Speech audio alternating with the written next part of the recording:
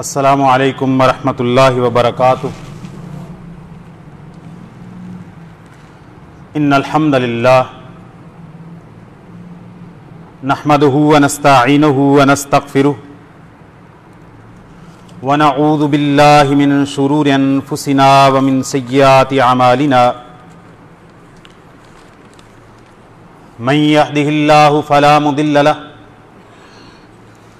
ومن يضلل فلا هادي له واشهد ان لا اله الا الله وحده لا شريك له واشهد ان محمدا عبده ورسوله صلى الله عليه وسلم يا ايها الذين آمنوا اتقوا الله حق تقاته ولا تموتن الا وانتم مسلمون۔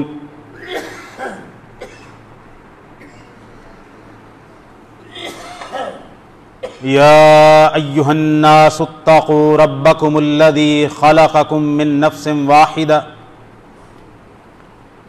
وخلق منها زوجها وبث منهما رجالا كثيرا ونساء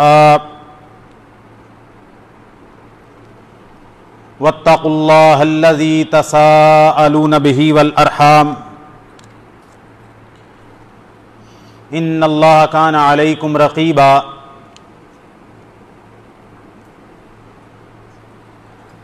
يا أيها الذين آمنوا اتقوا الله وقولوا قولا سديدا يصلح لكم أعمالكم ويغفر لكم ذنوبكم ومن يطع الله ورسوله فقد فاز فوزا عظيما۔ وقال جل وعلا في موضع آخر والسابقون الأولون من المهاجرين والأنصار والذين اتبعوهم بإحسان رضي الله عنهم ورضوا عنه وأعد لهم جنات تجري تحتها الأنهار خالدين فيها أبدا ذلك الفوز العظيم۔ أما بعد فإن خير الحديث كتاب الله وخير الهدي هدي محمد صلى الله عليه وسلم وشر الأمور محدثاتها وكل محدثة بدعة وكل بدعة ضلالة وكل ضلالة في النار۔ تمام قسم کی حمد و ثنا، تعریفات، تسبیحات، تمجیدات، بزرگی، بڑائی، پاکی، تقدیس و تحمید اکیلے اللہ رب العالمین کے لیے ہے، جو ساری کائنات کا اکیلا خالق، مالک، رازق اور مدبر ہے، اور لاکھوں کروڑوں درود و سلام ہوں اس ہستی اقدس و مقدس پر کہ جن کا نام نامی اسم گرامی محمد الرسول اللہ صلی اللہ علیہ وسلم ہے۔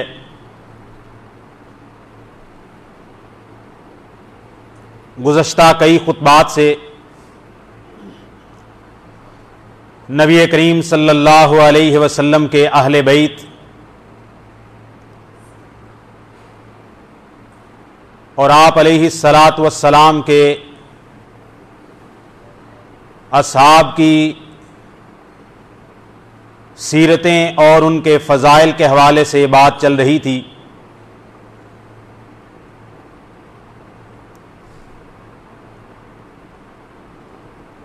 دو جمعے قبل امیر المومنین خلیفۃ المسلمین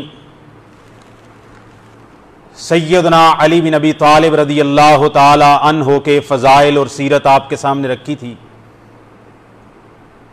اس سے اگلے خطبے میں سیدنا امیر المومنین خلیفۃ المسلمین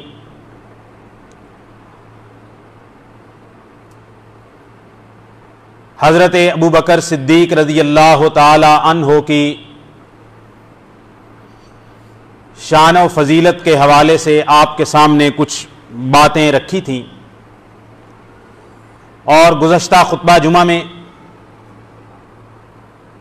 سیدنا و امیرنا و امیر المومنین خلیفۃ المسلمین جناب عمر ابن خطاب رضی اللہ تعالی عنہ کی سیرت اور فضائل آپ کے سامنے بیان کیے تھے۔ آج کے خطبہ میں تاریخ اسلام کی جس پاک باز ہستی کا تذکرہ میں آپ کے سامنے کرنا چاہتا ہوں، وہ تاریخ اسلام کے 30 خلیفہ امیر المومنین داماد رسول جناب عثمان ابن عفان رضی اللہ تعالی عنہ کی ذات والا صفات ہے۔ سیدنا عثمان ابن عفان رضی اللہ تعالی عنہ نبی کریم صلی اللہ علیہ وسلم کی زبان سے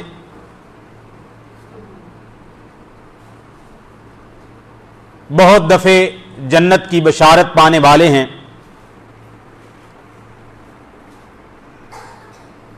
ان کا نام نامی عثمان بن عفان بن ابی العاص بن امیہ بن عبد شمس بن عبد مناف بن قصی بن کلاب بن مرہ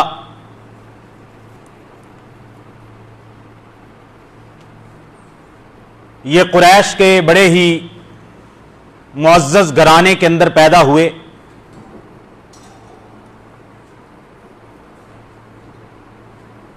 اموی قبیلے سے تعلق رکھتے ہیں، بنو امیہ میں سے ہیں۔ 5ویں پشت میں اپنے جد امجد عبد مناف میں جا کے ان کا شجرہ نسب رسول اللہ صلی اللہ علیہ وسلم کے ساتھ جا کے مل جاتا ہے۔ آپ علیہ الصلاۃ والسلام کے ساتھ ان کا پہلا تعلق قریشی ہونے کا ہے کہ نبی کریم صلی اللہ علیہ وسلم بھی قریش میں سے ہیں، جناب عثمان ابن عفان بھی قریش میں سے ہیں، اور قریشی ہونے کے ساتھ ساتھ 5ویں پشت میں جا کے عبد مناف میں نبی کریم صلی اللہ علیہ وسلم کا دادا اور جناب عثمان کا دادا ایک ہو جاتے ہیں۔ وہاں پہ جا کے ان کے آپس میں شجرے مل جاتے ہیں حضرت رسول اللہ کے اور جناب عثمان ابن عفان کے۔ تیسری بات ان کی فضیلت اور رسول اللہ صلی اللہ علیہ وسلم سے تعلق کے حوالے سے، ان کی والدہ ماجدہ کا نام عروہ بنت قریظ ہے۔ عروہ بنت قریظ وہ بھی قریشی خاندان سے تعلق رکھتی ہیں، اور عروہ بنت قریظ کی ماں کا نام ہے ام حکیم بیضاء۔ اور آپ یہ بات سن کر بڑے محظوظ ہوں گے کہ ام قریظ کی والدہ جو سیدنا عثمان کی نانی ہیں، ام حکیم البیضاء،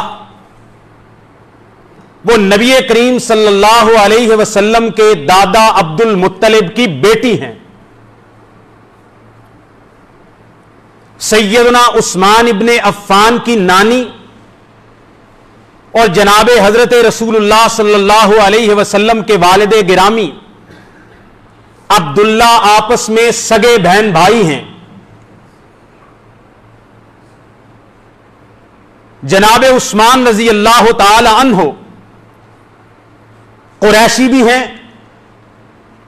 عبد مناف میں جا کے رسول اللہ صلی اللہ علیہ وسلم سے نسب میں مل جاتا ہے، وہاں پہ جا کے دادا ایک ہو جاتا ہے، اور ماں عروہ بنت قریظ ام حکیم البیضاء کی بیٹی ہیں، اور یہ عبد المطلب کی بیٹی ہیں، اور ام حکیم عبداللہ نبی کریم صلی اللہ علیہ وسلم کے والد کی سگی بہن ہیں۔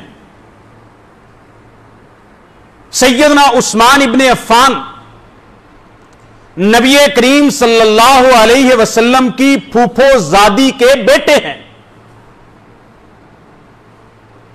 سیدنا عثمان رضی اللہ تعالی عنہ کا رسول اللہ صلی اللہ علیہ وسلم سے ایک رشتہ یہ بھی ہے کہ عروہ جو حضرت عثمان کی ماں ہیں وہ نبی کریم صلی اللہ علیہ وسلم کی پھوپھو کی بیٹی ہیں۔ نبی کریم صلی اللہ علیہ وسلم یہ رشتہ بھی حضرت عثمان سے ملتا ہے کہ حضرت عثمان نبی کریم صلی اللہ علیہ وسلم کی کزن پھوپھو زاد کے بیٹے ہیں، اور نبی کریم صلی اللہ علیہ وسلم سیدنا عثمان ابن عفان کی والدہ کے ماموں کے بیٹے ہیں۔ سیدنا عثمان کی نانی اور نبی کریم صلی اللہ علیہ وسلم کے والد یہ آپس میں سگے بہن بھائی عبد المطلب کے بیٹے اور بیٹی ہیں، یہ رشتہ بھی ہے۔ رسول اللہ صلی اللہ علیہ وسلم کے کزن کے بیٹے ہیں، پھوپھو زاد کے بیٹے ہیں، پھوپھو زادی کے۔ تیسرا رشتہ سیدنا عثمان رضی اللہ تعالی عنہ کا حضرت رسول اللہ صلی اللہ علیہ وسلم کے ساتھ کہ آپ علیہ الصلاۃ والسلام کی پیاری لخت جگر سیدہ رقیہ بنت رسول اللہ صلی اللہ علیہ وسلم آپ علیہ الصلاۃ والسلام نے سیدہ خدیجہ الکبریٰ رضی اللہ تعالی عنہا کی زندگی میں سیدہ رقیہ کا اپنی پیاری لخت جگر کا نکاح اپنے پیارے صحابی سیدنا عثمان ابن عفان رضی اللہ تعالی عنہ کے ساتھ کیا ہے، اور ماں خدیجہ نے سیدہ رقیہ رسول اللہ کی بیٹی کو دلہن بنا کے عثمان کے گھر ودا کیا ہے۔ یہیں پہ بس نہیں بلکہ سیدنا عثمان ابن عفان رضی اللہ تعالی عنہ اگر ان کی سیرت کا جائزہ لیا جائے تو ابو اسحاق کی روایت کے مطابق سیدنا ابو بکر صدیق رضی اللہ تعالی عنہ کی دعوت پر چوتھے آدمی ہیں جو اسلام قبول کرنے والے ہیں، چوتھے آدمی جناب ابو بکر صدیق رضی اللہ تعالی عنہ جناب سیدنا زید ابن حارثہ رسول اللہ صلی اللہ علیہ وسلم کے آزاد کردہ غلام اور منہ بولے بیٹے جناب سیدنا علی بن ابی طالب رضی اللہ تعالی عنہ، یہ تین ہیں جو اس سے پہلے اسلام قبول کر چکے تھے۔ چوتھے نمبر پر دارہ اسلام میں داخل ہونے والے اگر کوئی فرد ہیں حضرت رسول اللہ صلی اللہ علیہ وسلم کے ماننے والوں میں سے، آزاد مردوں میں سے، تو وہ جناب عثمان ابن عفان رضی اللہ تعالی عنہ کی شخصیت ہے۔ چوتھے نمبر پر اسلام میں داخل ہونے والے مرد ہیں، السابقون الاولون میں سے ہیں، اور میں نے یہی آیت کریمہ قرآن مجید کی تلاوت کی ہے۔ اللہ تعالیٰ فرماتے ہیں والسابقون الاولون من المہاجرین والانصار والذین اتبعوہم بإحسان رضی اللہ عنہم ورضوا عنہ،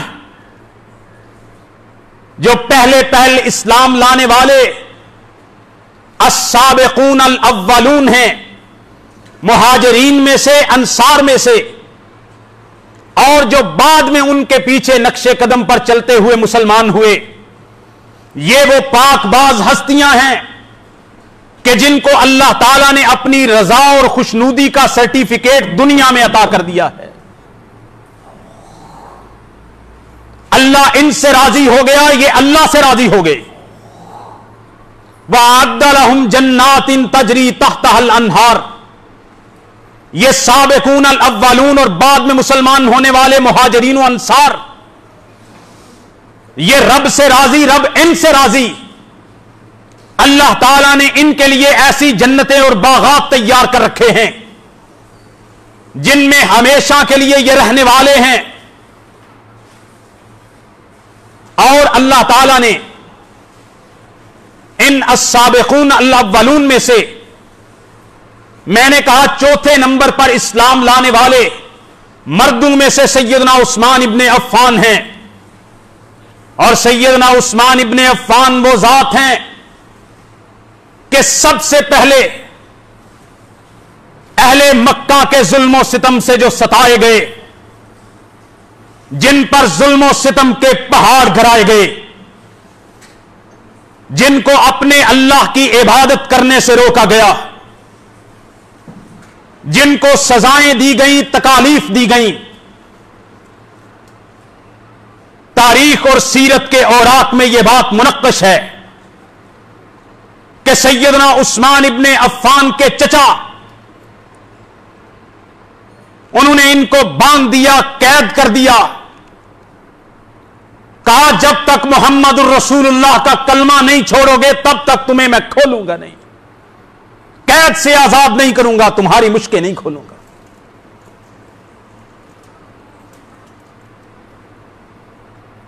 ظلم کے ستائے ہوئے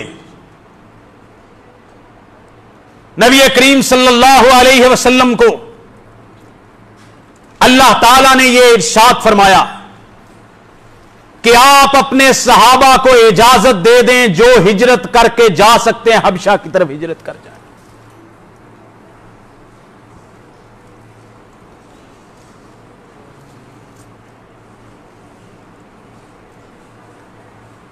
اول من ہاجر الی الحبشۃ مع اہلہ عثمان بن عفان. جب حبشہ کی طرف ہجرت کرنے کا حکم آیا، اپنے گھر بار کو چھوڑ کے جانا ہے، زمین جائیداد کاروبار کو چھوڑ کے جانا ہے،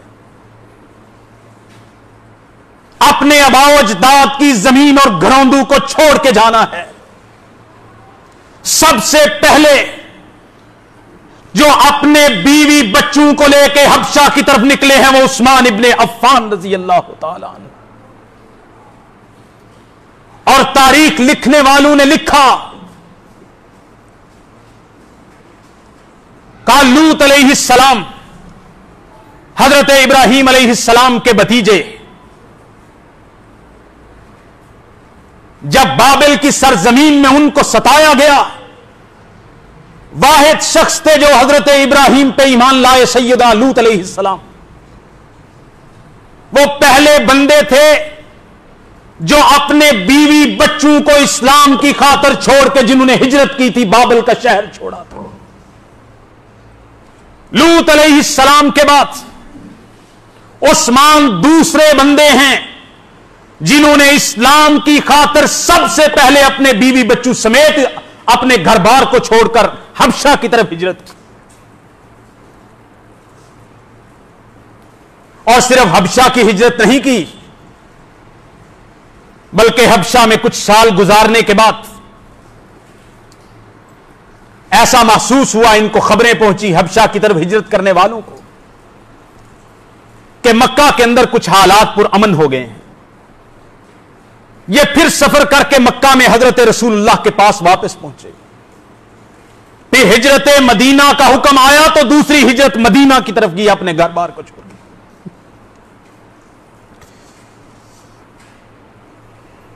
یہ قربانیاں،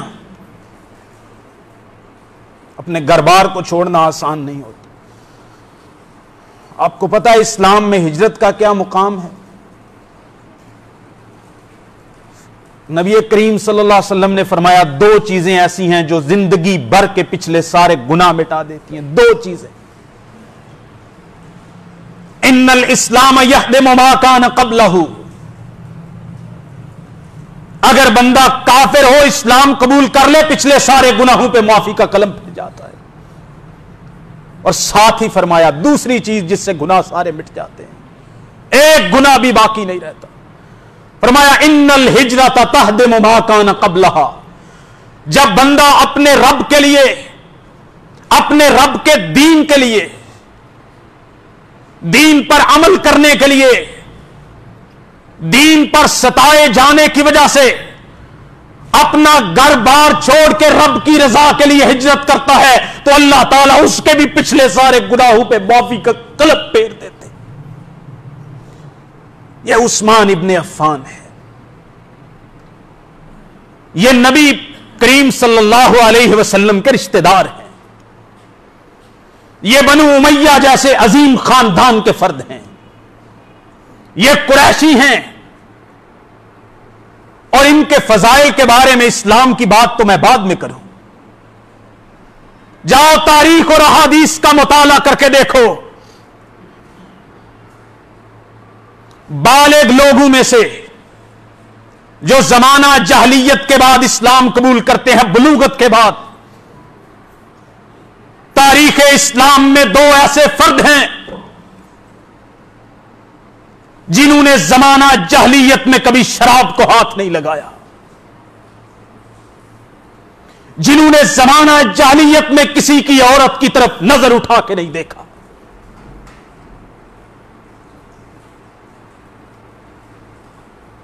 اور یہاں تک لکھا گیا جنہوں نے زمانہ جاہلیت میں بت پرستی بھی نہیں کی ہے. ان میں سے ایک ابو بکر صدیق ہیں، دوسرے عثمان ابن عفان رضی اللہ تعالی عنہ. مال بھی تھا، دولت بھی تھی، تاجر بھی تھے، جاہو جلال تھا، بنو امیہ جیسے حکمران خاندان سے تعلق رکھتے تھے، شہزادوں جیسی زندگی. لیکن اس زندگی کے اندر جو اسلام کی زندگی نہ تھی. 24 سال کی عمر میں اسلام قبول کیا ہے، 24 سال تک بالغ ہونے کے بعد بھی کبھی نہ حرام مشروب پیا ہے، نہ کبھی نشہ کیا ہے، نہ کبھی بدکاری کی ہے، اور نہ کبھی ان کو کسی نے بے پردہ ہی دیکھا ہے. یہ عثمان ابن عفان رضی اللہ تعالی عنہ نبی کریم صلی اللہ علیہ وسلم نے مدینہ کی طرف ہجرت کی. عثمان رضی اللہ تعالی عنہ نے پہلی ہجرت حبشہ کی طرف کی، سیدہ رقیہ رسول اللہ کی بیٹی کے ساتھ. دوسری ہجرت سیدہ رقیہ حبشہ سے مکہ واپس آئے. مکہ سے پھر حکم ہوا کہ یہاں ٹھہرنا نہیں ہے، مدینہ جانا ہے، گھر بار میں نہیں رہنا. پھر سیدہ رقیہ اپنے اہل و عیال کو لے کر پھر مدینہ کی طرف ہجرت کی. مدینہ پہنچے ہیں، مسجد نبوی کی تعمیر ہوئی ہے، تھوڑی سی جگہ ملی ہے، 2 یتیم بچوں کی زمین تھی، وہ مفت میں دینا چاہتے تھے. حضرت رسول اللہ صلی اللہ علیہ وسلم نے فرمایا نہیں، یتیم بچوں کی زمین ہے، مسجد کے لیے بھی دینی ہے تو قیمت دے کے لینی ہے، قیمت طے کرو. سودا طے ہو گیا. جتنی جگہ ملی مسجد نبوی کا لکڑی کے ستون، کھجور کے پتوں کا چھت ڈال دیا گیا. اسلام کو اللہ نے مدینہ میں برکت دی تو مسجد جو اول مدینہ میں داخل ہوتے ہوئے حضرت رسول اللہ نے تعمیر کی تھی وہ تنگی داماں کا شکوہ کرنے لگی. میرے محبوب نے اپنے صحابہ کی مجلس میں اعلان کیا،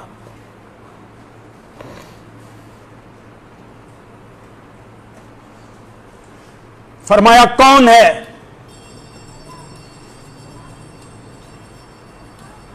جو فلاں قبیلہ کے لوگوں کی جگہ پڑی ہے، مسجد نبوی کے ساتھ ملتی ہے، لگتی ہے، اپنے مال میں سے اس زمین کو خرید کے مسجد کے لیے وقف کر دے، میں اللہ کا نبی اس کو جنت کی بشارت دیتا ہوں. عثمان ابن عفان نبی یہ کائنات کے داماد اٹھے، فرمایا آقا जन्नत के बदले में इतनी सी जमीन? फरमाया हजरत रसूल सल्लल्लाहु अलैहि वसल्लम, जाइए इस जमीन के मालिकों से बात कीजिए, जितनी कीमत देंगे। उस्मान को अपनी सारी दौलत भी लेनी पड़ी, जन्नत के बदले में उसको देकर जन्नत खरीद लेगा। नबी करीम ने मस्जिद नबवी की तोसी के लिए माल को खर्च किया। हजरत रसूलुल्लाह ने कहा, तुझे जन्नत की बशारत है।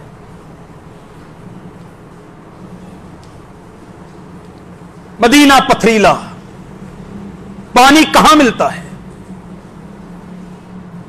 जो कभी पानी है तो कड़वा है। एक कुआं है पूरे मदीना के अंदर मीठे पानी का, वो भी एक यहूदी जालिम का कुआं। पैसे लेकर, माल लेकर वो पानी फरोख्त करता है। मुसलमानों को तंगी है। नबी करीम सल्लल्लाहु अलैहि वसल्लम ने फरमाया कि मेरे सहाबा, तुम में से कौन ऐसा खुशनसीब है जो इस जालिम यहूदी से कुआं खरीद कर मुसलमानों के लिए वक्फ कर दे, मुसलमानों को चंद बूंद पानी के पीने के लिए मुफ्त में मिल जाए, वो मुसलमानों को पानी पिला दे, मैं उसको जन्नत की बशारत देता हूं। हजरत उस्मान इब्ने अफ़्फ़ान उठे, फरमाया, आका, मुझसे जो बन सका मैं बेरे रूमा को यहूदी से लेकर मुसलमानों के लिए वक्फ करूंगा। उठे, यहूदी से सौदा तय किया, मुंह मांगी कीमत दे के बेरे रूमा को मुसलमानों के लिए वक्फ कर दिया। यह दूसरी जन्नत की बशारत है। 7 हिजरी के अंदर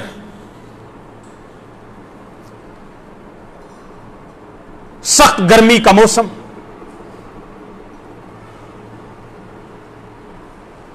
रूम जैसी सुपर पावर से रियासत मदीना खतरा महसूस करती है। नबी करीम सल्लल्लाहु अलैहि वसल्लम कहते हैं, लंबा सफर है, लंबी मुसाफत है, गर्मी और शिद्दत का मौसम है। मेरे सहाबा, गज़वा तबूक के लिए तैयारी करो, तबूक जाना है। 20 दिन की मसाफत। कितनी? 20 दिन की मसाफत। सख्त गर्मी का मौसम, बागों पे फल पके हुए। और यह भी मैं आप पढ़े लिखे लोगों के लिए एक नुक्ता बयान कर दूं। यह पहला मौका है जिसमें जिहाद फर्ज ऐन हुआ है रियासत मदीना के। ना गज़वा बदर में जिहाद फर्ज ऐन था, ना गज़वा उहद में। नुदबत थी, खुशी थी, ऐलान था, फजाइल बयान किए, जो बदर के लिए जाए, जो उहद के लिए जाए, जो हुदैबिया के लिए जाए। यह पहला मौका था कि जब नफीरे आम का हुक्म दिया गया कि सारे लोग निकलेंगे, सिवाय बीमार के, मरीज के, नाबीना के, आरज के, लंगड़े के, माजूर के, कोई पीछे नहीं बैठेगा, औरतों बच्चों के। यह पहला मौका था जब जिहाद फर्ज ऐन हुआ है। इसको नाम दिया गया जैशुल उसरा का, तंगी का लश्कर। माल भी नहीं है, मुसाफत दूर की है, सख्त गर्मी का मौसम है। अभी लोगों के पास जो 4 दाने फल के खजूर के आते, वो तो अभी दरख्तों पे लटके हुए हैं। लश्कर कैसे तैयार हो? नबी करीम सल्लल्लाहु अलैहि वसल्लम ने फरमाया, कौन है जो इस तंगी के लश्कर को तैयार करे, इसको सामान बहम पहुंचाए? मैं मुहम्मद रसूलुल्लाह ज़माने नबुव्वत से उसको जन्नत की बशारत देता हूं। सारे सहाबा, पिछले मैं खुतबात में बयान कर चुका हूं, सैयदना अबू बकर सारा माल जितना भी था लेकिन जैशुल उसरा की तैयारी के लिए यह काफी न था। हजरत उमर आधा माल लेके आ गए, लेकिन काफी न था।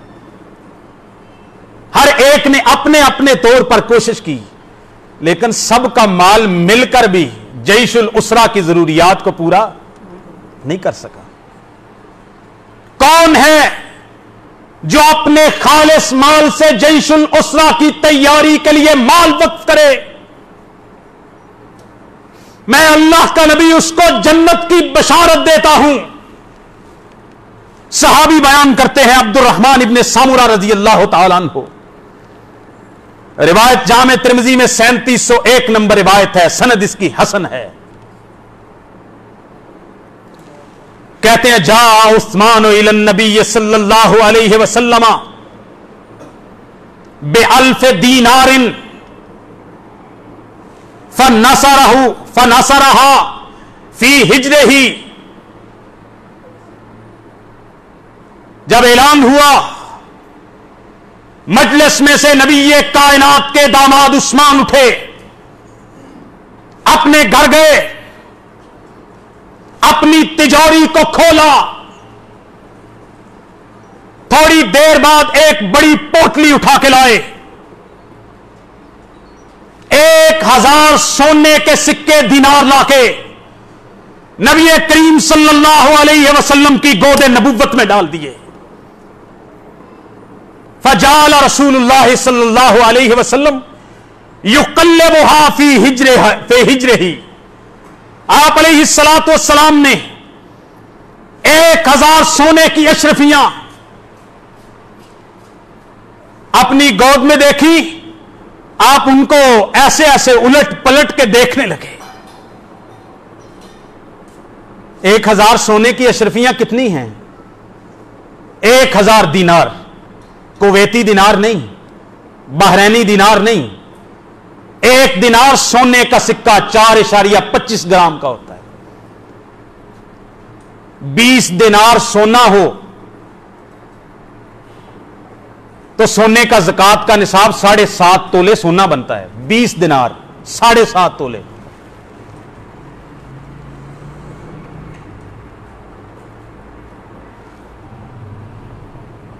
ایک 1000 دینار، 1 دینار 4.25 گرام سونے کا، خالص سونے کا.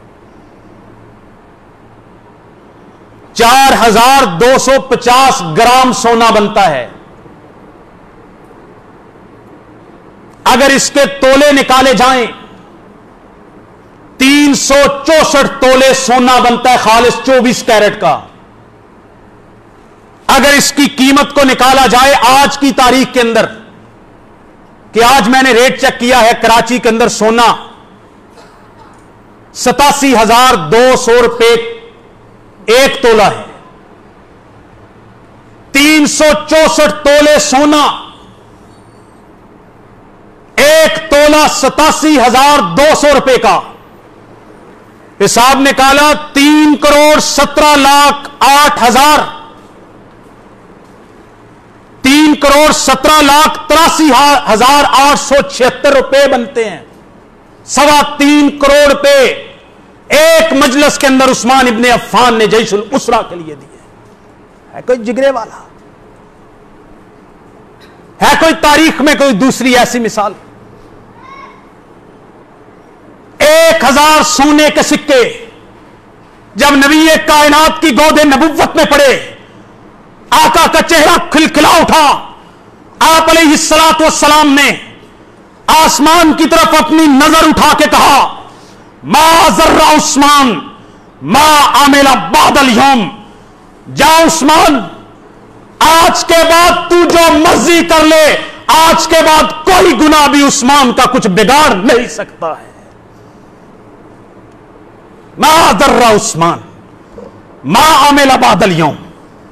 آج کے بعد عثمان جو بھی کرے اللہ نے اس کو جنت لکھ کے عطا کر دی. ان کے خلاف بات کرتے ہو.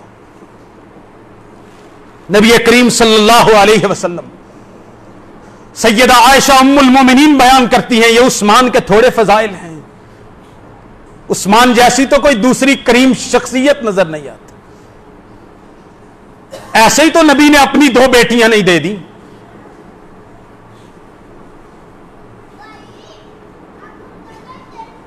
انہوں نے کہا مخلص نہ تھے، دل میں کھوٹ تھی، اقتدار کے لالچی تھے. اور ہمارے کسی خطیب نے تڑپ کر کہا، اس نے کہا تو نے اپنی بیٹی کالی کلوٹی لولی لنگڑی کا رشتہ کرنا ہو تو اس کے لیے ور اچھا لبتا ہے، اس کے لیے ور اچھا ڈھونڈتا ہے. اور نبی کے بارے میں کیا خیال ہے کہ اس نے اپنی 2 لختے جگر کو عثمان کے ساتھ بیاہ دیا یکے بعد دیگرے, اور یہ بھی خیال نہ کیا کہ عثمان مخلص نہیں ہے. ہائے ہائے. خوف خدا پاک دلوں سے نکل گیا, خوف الہ پاک دلوں سے نکل گیا, اور آنکھوں سے شرم سرورے کونوں مکاں گئی. ان کو آقا کی حضرت رسول اللہ کی بھی شرم نہیں آتی.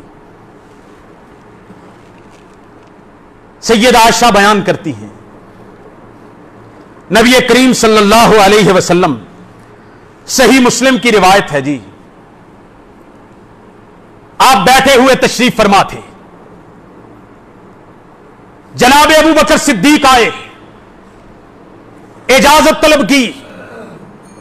آپ کی ران مبارک یا پنڈلی مبارک سے کپڑا ہٹا ہوا تھا. جناب ابو بکر آئے, کہا اجازت دے دو اندر آ جاؤ. میرے محبوب نے اپنی حالت کو نہیں بدلا, کوئی پرواہ نہیں کی. انہوں نے بات چیت کی, تھوڑی دیر گزری, دروازے پہ دستک ہوئی, پوچھا کون ہے؟ عمر ابن خطاب آئے ہیں. حضرت رسول اللہ صلی اللہ علیہ وسلم اپنی عام حالت کے اندر تشریف فرما رہے. آئے عمر, سلام کیا, بیٹھے, بات چیت کی, اپنی حاجت بیان کی. تھوڑی دیر گزری, دوبارہ دستک ہوئی. پوچھنے والے نے پوچھا کون ہے؟ اجازت طلب کرنے والے نے کہا عثمان ابن عفان ہے. تصور کی نگاہ سے دیکھو, ابو بکر بھی بڑے محترم, عمر بھی بڑے محترم, وہ دونوں حضرت رسول اللہ کے سسر ہیں. جب نبی کریم صلی اللہ علیہ وسلم نے سنا کہ میرے دروازے پہ عثمان آیا ہے, آپ سیدھے ہو کے بیٹھے, اپنی ران اور اپنی پنڈلی مبارک پہ کپڑا رکھ لیا, ڈانپ کے بیٹھے. پہلے بھی کوئی بے پردگی نہ تھی, لیکن کمفرٹیبل حالت تھی. عثمان آئے, سیدھے ہو کے بیٹھے, وَسَوَّا ثِيَابَهُ, اپنے کپڑے سیدھے کیے. عثمان آئے, اجازت طلب کی, ادب و احترام کے ساتھ بات کی, فخرج نکل گئے. ماں تڑپ اٹھی. ماں کے دل میں خیال آیا, کہا میرے آقا و مولا, میرے بابا ابو بکر آئے, عمر میں بھی بڑے ہیں, اور رشتے میں بھی آپ کے سسر مبارک لگتے ہیں. آپ نے کوئی پرواہ نہیں کی, کپڑے نہیں سمیٹے. عمر آئے, آپ اپنی عام حالت میں بیٹھے رہے, لیکن یہ کیا ماجرا ہے؟ عثمان کا نام سن کر آپ سیدھے ہو کے بیٹھے, اپنے کپڑوں کو سمیٹ کے رکھ لیا, مکمل پردہ کر لیا, اپنی پنڈلی کو ڈھانپ لیا. یہ کیا ماجرا ہے؟ ہاں, حضرت رسول اللہ صلی اللہ علیہ وسلم نے فرمایا, عائشہ تجھے کیا پتا ہے کہ عثمان کون ہے؟ تو نہیں جانتی میں نے ایسا کیوں کیا ہے؟ فرمایا الا استحیی من رجل تستحیی منہ الملائکہ. عائشہ میں اس بندے کا حیا کیوں نہ کروں جس کا حیا زمین والے نہیں, معزز لوگ نہیں. میں اس کا حیا کیوں نہ کروں جس کا حیا آسمان کے نورانی فرشتے بھی کرتے ہیں. اس کا حیا محمد رسول اللہ کیوں نہ کرے؟ اس سے تو فرشتے بھی شرم کھاتے ہیں. اور جب میں یہ جملہ پڑھتا ہوں نا تو میں تڑپ جاتا ہوں. میں کہتا ہوں جس کی شرم رسول کریں, جس سے حیا رسول کریں, جس سے حیا اللہ کے نورانی مقرب جبریل و میکائیل اسرافیل کریں, اس کی حیا حضرت رسول اللہ کا کلمہ پڑھنے والا, علی کا نام لینے والا نہ کرے. جس کا حیا فرشتے کرتے ہیں, تمہیں اس کا حیا نہیں آتا؟ کیا کیا بہتان لگاتے ہیں، کیا کیا تاریخ کا کوڑا کرکٹ، گرد و غبار، جلی ہوئی راکھ لا کے عثمان رضی اللہ تعالی عنہ کی شخصیت پہ ان کو داغدار کرنے کی کوشش کرتے ہو تاریخ کی جھوٹی روایات سے۔ فرمایا کیوں ایسا کیا؟ کہا عائشہ میں اس کا حیا کیوں نہ کروں جس کا حیا آسمان کے فرشتے بھی کرتے ہیں۔ دوسری روایت میں فرمایا انہ رجل حیی، فرمایا عائشہ بڑے بڑے حیا والے دیکھے ہیں لیکن عثمان جیسا حیا والا اور شرم والا نہیں دیکھا۔ اور ان کی سیرت لکھنے والوں نے لکھا سیدنا عثمان رضی اللہ تعالیٰ عنہ نہ زمانہ جاہلیت میں نہ زمانہ اسلام کے اندر اتنے حیادار تھے کہ بیت الخلاء کے اندر تنہائی کے عالم میں بھی اپنے پورے جسم سے کپڑا نہیں اتارا ہے۔ ایسے فرشتے حیا نہیں کرتے۔ سیدنا عثمان ابن عفان رضی اللہ تعالی عنہ، ان کے بڑے فضائل ہیں، بڑے مناقب ہیں۔ ان کی ایک اور بہت بڑی فضیلت کہ نبی کریم صلی اللہ علیہ وسلم جب آپ کی پیاری بیٹی سیدہ رقیہ فوت ہو گئی، کچھ عرصہ گزرا، عثمان کو مغموم، غم زدہ، حزن و ملال میں پایا۔ عثمان کا غم نبی سے دیکھا نہیں گیا، اپنی دوسری بیٹی ام کلثوم کو عثمان کی دلہن بنا کے اس کے گھر ودا کر دیا۔ اور لکھنے والوں نے لکھا کہ عثمان کا لقب ذوالنورین کیسے پڑ گیا؟ ذوالنورین، دو نوروں والا۔ علامہ عینی نے عمدۃ القاری میں اور دوسرے شارحین اور مورخین نے لکھا ہے، کہتا ہے جب سے اللہ تعالیٰ نے آدم علیہ السلام کو پیدا کیا ہے، آدم علیہ السلام سے لے کر قیامت کی صبح تک کوئی ایسا فرد نہیں ہے روئے زمین پر جس کے نکاح میں کسی نبی کی دو بیٹیاں یکے بعد دیگرے کسی کے نکاح میں ہوں۔ جناب آدم سے لے کے قیامت کی صبح تک جناب عثمان رضی اللہ تعالی عنہ اس کائنات روئے زمین پر واحد فرد ہیں جن کے گھر میں، جن کے نکاح میں، جن کے حرم میں کسی نبی اور رسول کی دو بیٹیاں یکے بعد دیگرے ان کے نکاح میں گئی، اکیلے عثمان، اور کسی نبی کے کسی صحابی کو یہ فضیلت حاصل نہیں ہوئی۔ یہ ذوالنورین، ان کو نبی پاک نے اپنی آنکھوں کے دو نور دیے ہیں، رقیہ اور ام کلثوم۔ سیدنا عثمان رضی اللہ تعالی عنہ، جناب ابو بکر رضی اللہ تعالی عنہ، سیدنا عمر رضی اللہ تعالی عنہ، صحیح بخاری، صحیح سنن نبی داؤد، جامع ترمذی، سنن نسائی الکبریٰ کی روایت ہے۔ انس بیان کرتے ہیں کہ نبی کریم صلی اللہ علیہ وسلم صعد احدا وابو بکر وعمر وعثمان فرجف بہم۔ نبی کریم صلی اللہ علیہ وسلم ایک دفعہ احد پہ تشریف لے گئے، احد پہاڑ پہ چڑھے،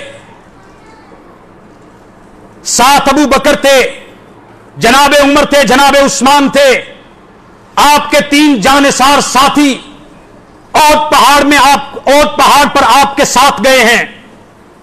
احد پہاڑ پہ زلزلہ آیا، احد پہاڑ نے ہلنا شروع کر دیا۔ نبی، صدیق، فاروق، ذوالنورین، چار ہستیاں احد پہاڑ پہ، احد پہاڑ ہلا۔ نبی کریم صلی اللہ علیہ وسلم نے احد پہاڑ پہ اپنا پاؤں مار کے کہا اثبت احد فإنما علیک نبی وصدیق وشہیدان۔ روایت صحیح بخاری اور ابو داؤد کی، فرمایا احد ٹھہر جا، کس بات کا تمہیں غرور ہے، کس بات پہ ہل رہا ہے؟ تجھے پتا نہیں ہے، تمہیں احترام نہیں ہے تیرے اوپر اس وقت ایک اللہ کے نبی ہیں، ایک صدیق ہیں اور 2 شہید ہیں. تو نبی، صدیق اور 2 شہیدوں کا ادب نہیں کرتا، ہلنا شروع کر دیا. ان 2 شہیدوں میں سے ایک جناب عمر، ایک سیدنا عثمان ابن عفان رضی اللہ تعالی عنہ تھے. آپ علیہ الصلوۃ والسلام نے ان کو شہادت کی خوشخبری احد پہاڑ پہ ان کی زندگی میں دے دی تھی.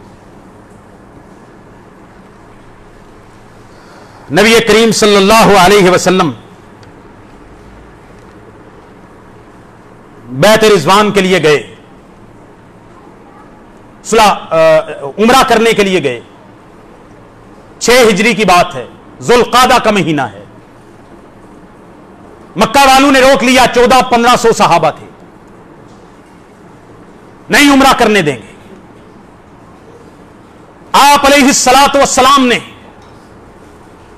مکہ والوں کی طرف اپنا سفیر، نائب، جانشین، قاصد، پیغمبر، ڈپلومیٹ بنا کے جس شخصیت کو بھیجا ہے وہ سیدنا عثمان ابن عفان رضی اللہ تعالی عنہ کی. ایک بندہ مصر سے آیا، صحیح بخاری کی روایت پڑھ رہا ہوں. مصر سے ایک بندہ آیا. وہ صحابہ پہ اعتراض کرنے والے کوئی نئے نہیں ہیں، پرانے بھی تھے. ان کے باپ دادا بھی ایسے کیا کرتے تھے، پریشان نہ ہوا کرو. یہ پرانے بے ایمان نے. مصری ایک بندہ آیا حج کرنے کے لیے. راستے میں لوگوں کا ایک قافلہ رکا ہوا مکہ میں، اور لوگوں نے جھرمٹ بنایا ہوا اور بہت سارے لوگ اکٹھے ہیں. اس نے پوچھا یہ کون لوگ ہیں؟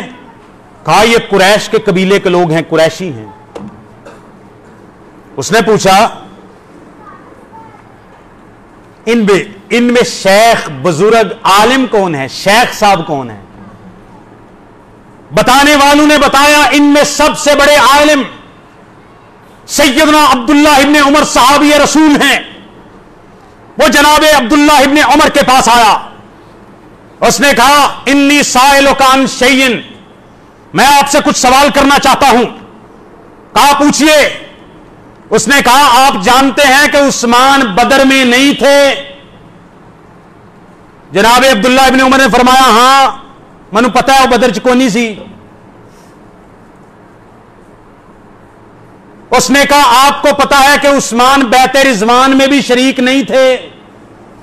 کہا ہاں بیت رضوان میں بھی نہیں تھے. اس نے کہا آپ کو پتا ہے احد کے دن جو بھاگ گئے تھے بگدڑ میں، ان میں عثمان بھی تھے؟ کہا ہاں جانتا ہوں. جب اس نے تینوں باتوں کی تصدیق کر لی تو نعرہ لگایا اللہ اکبر. سیدنا عبداللہ ابن عمر نے فرمایا ادھر آ، تعال ابین لک ذالک، میں تجھے ذرا بتا تو دوں کہ عثمان کے ان 3 جگہوں پہ غائب ہونے کی وجہ کیا تھی. فرمایا احد سے دوڑنے کی بات کرتے ہو؟ فرمایا میں نبی کا صحابی اشہد ان اللہ عفا عنہ، میں گواہی دیتا ہوں کہ اللہ نے عثمان کو معاف کر دیا ہے. اور قرآن مجید کی آیت ہے وَلَقَدْ عَفَا عَنْهُمْ، اللہ تعالیٰ نے ان کو معاف کر دیا ہے. وَلَقَدْ عَفَا اللَّهُ عَنْهُمْ إِنَّ اللَّهَ غَفُورٌ حَلِيمٌ. فرمایا جو احد کے دن بھاگ گئے تھے ان سے غلطی ہوئی، اللہ تعالیٰ نے ان سب کو معاف کر دیا ہے. پہلی بات کا جواب یہ ہو گیا بھاگنے کا. اللہ نے معاف کرتا ہے تو تینوں کی تکلیف ہے، تینوں کی مسئلہ ہے. اللہ معاف پہ کرتا ہے تو تو آنا غلطی تو غلطی ہوندی ہے. آدم دی بیان ہو سکتی تو عثمان دی نہیں ہو سکتی. وہ علمی کتابی باتیں کرتے ہیں نا. اس نے کہا غلطی، ادب و احترام تو اپنی جگہ، غلطی تو بیان ہوگی. آدم علیہ السلام کی غلطی نہیں بیان ہوتی تو عثمان اور معاویہ کی کیوں نہ ہو؟ اچھا غلطی ہوئی ہے، اللہ نے معاف کر دیا ہے. جو عبداللہ ابن عمر نے جواب اس مصری کو دیا دشمن صحابی کو دیا، دشمن عثمان کو دیا، ہم بھی دشمنان صحابہ کو یہی جواب دیتے ہیں، رضی اللہ عنہ، کر لو جو کرنے ہوتا ہے۔ فرمایا تم نے کہا کہ بدر کے دن نہیں تھے۔ جناب عبداللہ ابن عمر کہتے ہیں تمہیں پتا ہے کہ بدر کے دن کیوں نہیں تھے؟ اس لیے کہ بدر کے دن عثمان تیاری کر کے غزوے کے لیے نکلے، ان کی بیوی نبی کائنات کی لخت جگر رقیہ بنت رسول اللہ بیمار تھی، صاحب فراش تھی۔ آپ نے فرمایا عثمان اپنی بیمار بیوی کو چھوڑ کے اکیلے نہیں جانا، اس کی تیمارداری کرو۔ کہا میں غزوہ بدر سے پہلی جنگ سے اس کی فضیلت سے رہ جاؤں گا۔ آپ علیہ الصلوۃ والسلام نے عثمان کو تاریخی الفاظ کہے، کہا جاؤ میری مان کے اپنی بیوی اور میری بیٹی کی تیمارداری کرو۔ والا کا اجر رجل ممن شاہد بدرن، عثمان تو گھر بیٹھ مدینے میں رہ، میری بیٹی کی تیمارداری کر، جو بدر میں لڑے گا اس کو لڑ کے ثواب ملے گا، تجھے گھر بیٹھ کے بدر میں شرکت کا ثواب محمد الرسول اللہ زبان نبوت سے اللہ سے لے کے دے گا۔ اس پہ اعتراض کرتے ہو؟ یہی بے بس نہیں ہے کہ فرما دیا اب بدر کی فتح ہوئی، غنیمتیں تقسیم ہوئی، تاریخ میں یہ پہلا اور آخری واقعہ ہے۔ اس کے علاوہ پورے تاریخ اسلام میں دوسرا واقعہ نہیں ملتا کہ کوئی بندہ جنگ میں شریک نہ ہوا ہو اور اس کو مال غنیمت میں حصہ ملا ہو۔ ایک ہی واقعہ، وعدہ کر کے گئے تجھے اجر ملے گا، اجر تو آخرت میں ملنا تھا، اجر تو مل گیا بدریوں کا، مال غنیمت تقسیم ہونے لگی حصے کے، یہ اس کا، یہ اس کا، یہ اس کا۔ ایک حصہ حضرت رسول اللہ نے کہا الگ کر دو، یہ کس کا؟ فرمایا یہ میرے عثمان ابن عفان کا حصہ ہے۔ کہا وہ تو بدر میں شریک نہیں، کہا وہ میری اطاعت میں، میری فرما برداری میں، میرے حکم پہ گھر میں رکا ہوا ہے، وہ گھر میں بیٹھا ہوا ہے لیکن اپنی نیت کے ساتھ بدر میں شریک ہے، جتنا حصہ شریک ہونے والوں کو ملے گا وہی حصہ عثمان ابن عفان کو ملے گا۔ جواب سمجھ آ گیا؟ مصری نے کہا ہاں، منڈی لائی، انہوں نے کہا تیسری گال سن، بیعت رضوان میں نہیں تھے؟ ہاں نہیں تھے۔ اس نے کہا بیعت رضوان دا پتہ ہے ہی، بیک گراؤنڈ علمی کتابی بنے ہیں، دو ادھر کی اڑا لی، دو ادھر کی اڑا لی، اردو کتابیں پڑھ لی، رتب و یابس جمع کر لیا، تھوڑی سی تیاری کر لی، چرب زبانی چلا لی۔ اور مصری نے پوچھا جڑا اعتراض کرن دا شوق ہی، کوئی بیک گراؤنڈ دا بھی پتہ ہی، کوئی چار لفظ پڑھے نہیں؟ اس نے کہا حضرت عبداللہ ابن عمر نے سن بیعت رضوان کا اعتراض کہ بیعت رضوان میں عثمان شریک نہ تھے۔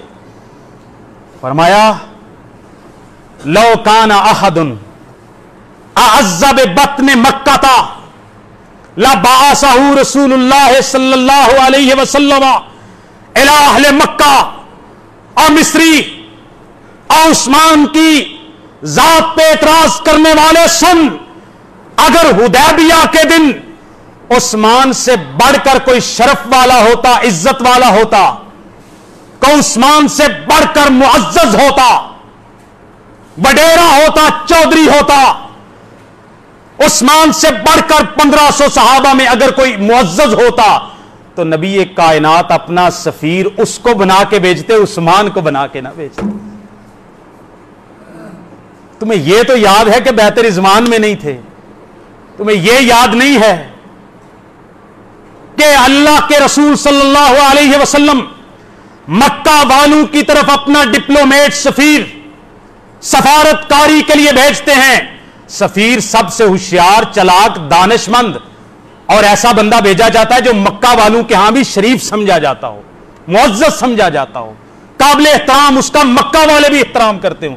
فرمایا اگر اس دن مکہ کی وادی کے گرد و نواح میں عثمان سے بڑھ کر کوئی معزز ہوتا تو رسول اللہ اس کی جگہ، عثمان کی جگہ اس کو بھیجتے۔ عثمان سے بڑھ کر کوئی معزز نہیں تھا جو مکہ والوں کے ہاں رسول اللہ کی سفارت کاری کر سکتا، حضرت رسول اللہ نے بولا۔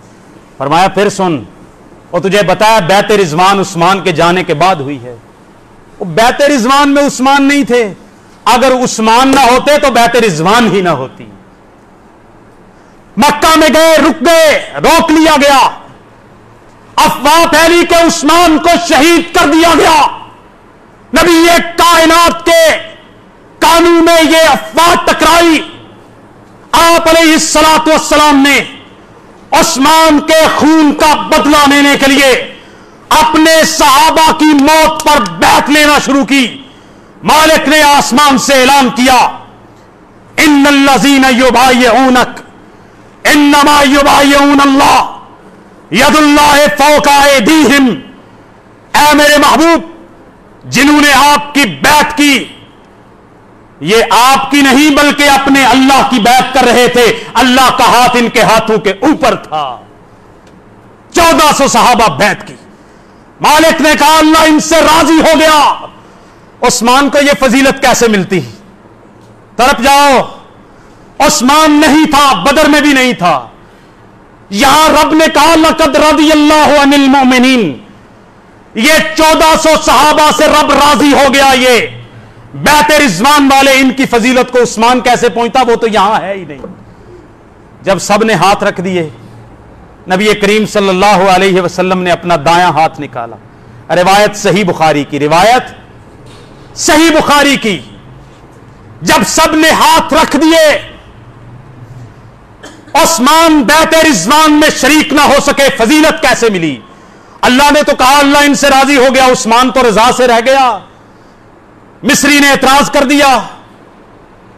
نبی کائنات نے جب سارے صحابہ نے بیعت کر لی، بیعت کر چکے، ابو بکر، عمر، عثمان، جناب طلحہ، زبیر، علی، سعد، سعید، سارے بیعت کر چکے، آپ نے اپنا دایاں ہاتھ نکالا، اپنے بائیں ہاتھ پہ رکھ کے کہا ہاذہ ید عثمان۔ فرمایا عثمان بیعت رضوان میں نہیں ہے، جو موجود تھے انہوں نے اپنے ہاتھ رکھ کے اپنی بیعت کی ہے۔ عثمان تیری شان پہ قربان جاؤں، تو موجود نہیں تھا، تو رضوان سے رہ جاتا، تجھے رضا میں شریک نہ کرتے۔ انہوں نے تو اپنے ہاتھ رکھے، تیری بیعت کے لیے محمد نے اپنے نبوت والا ہاتھ رکھ کے کہا یہ ہے عثمان کا بیعت والا ہاتھ، ہاذہ ید عثمان۔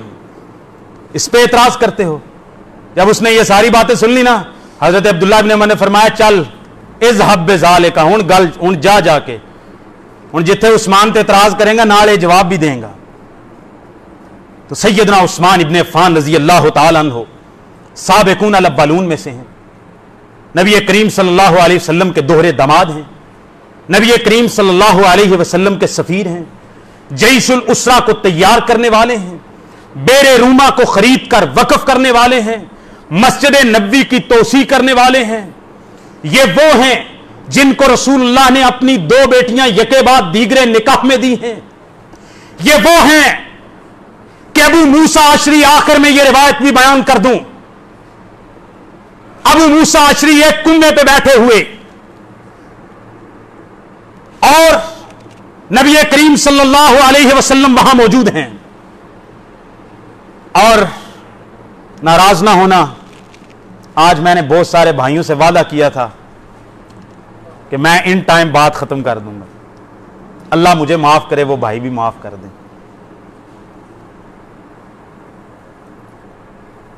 ایک بابا جی فیصلہ آباد کے، انہوں نے کہا ہوئے گل سن لیو دھیان نال، انہوں نے کہا وہ معاویہ نے کیا کرنا سی، خلافت پہلے ہی عثمان نے برباد کر سڑی سی، گل سنی جے کہ نہیں؟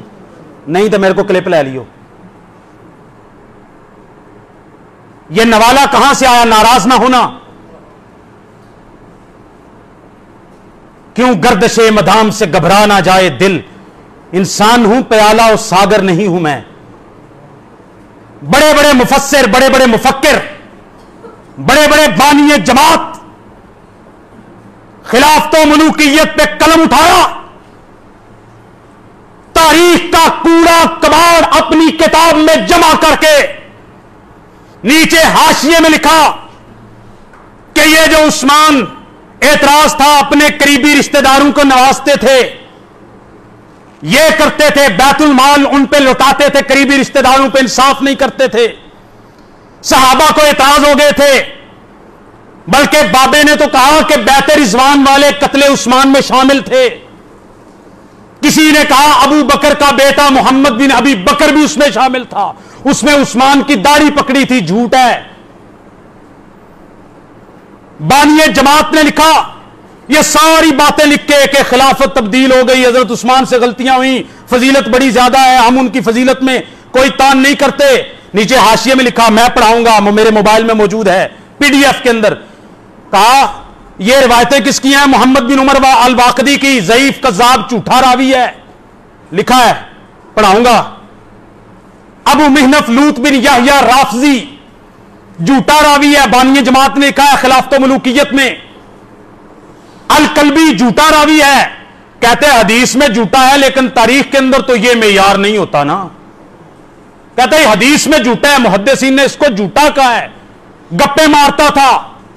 واقدی بھی، کلبی بھی، ابو محنف بھی صحابہ پہ بہتان لگاتا تھا، کہا حدیث میں جھوٹا تھا لیکن تاریخ میں یہ معیار نہیں ہوتا، کہا اگر یہ تاریخ میں معیار قائم کرو گے تو مسلمانوں کی 90% سے زیادہ تاریخ کو دریافت برد کرنا پڑے گا۔ خلافت و ملوکیت کے صفحے میں میں دکھاؤں گا، خود لکھا، جھوٹے تھے، گپی تھے، پھر اوپر سے اطلال کر رہے ہیں، خلافت خراب کر دی۔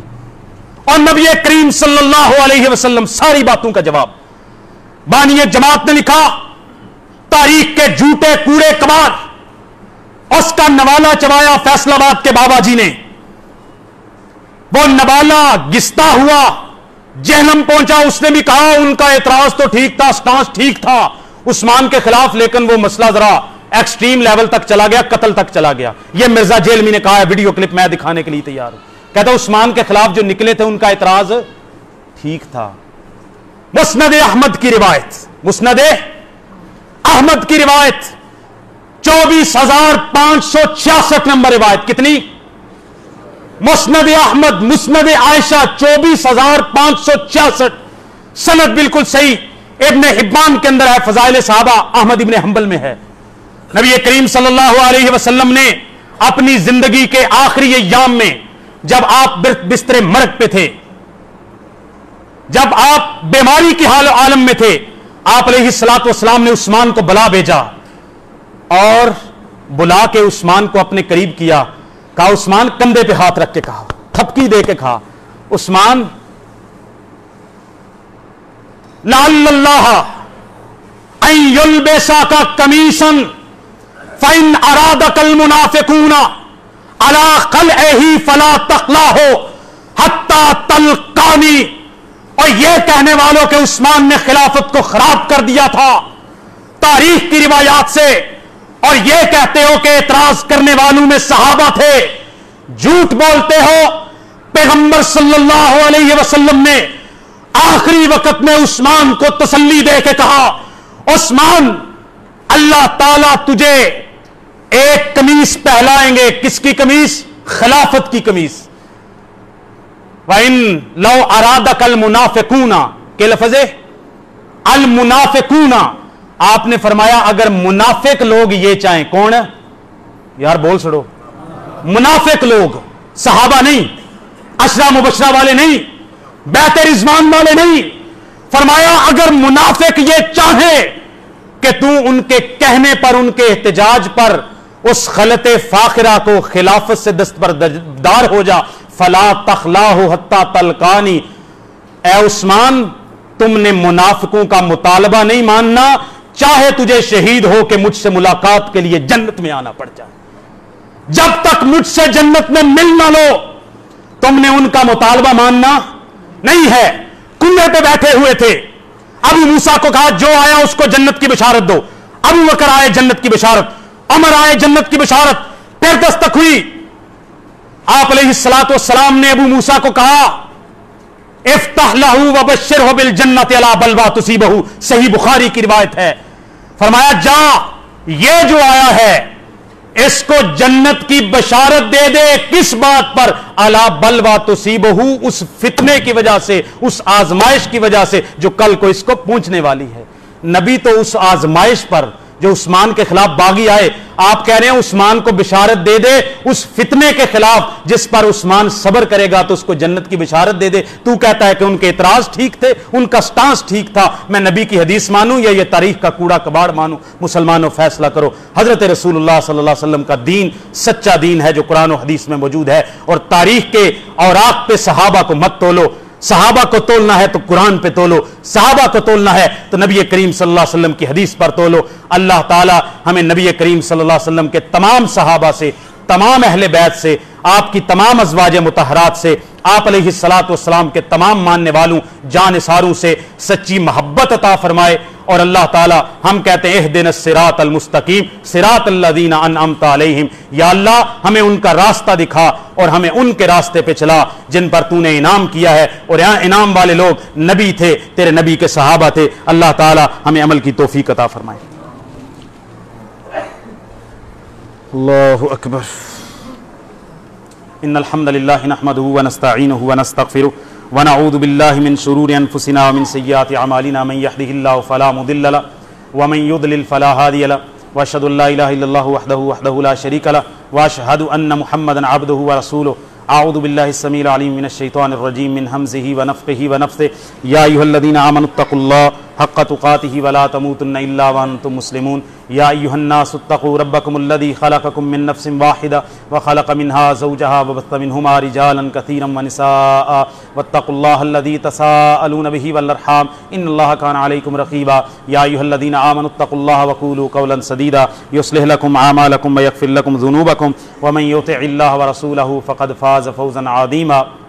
اما بعد فإن خیر الحدیث کتاب اللہ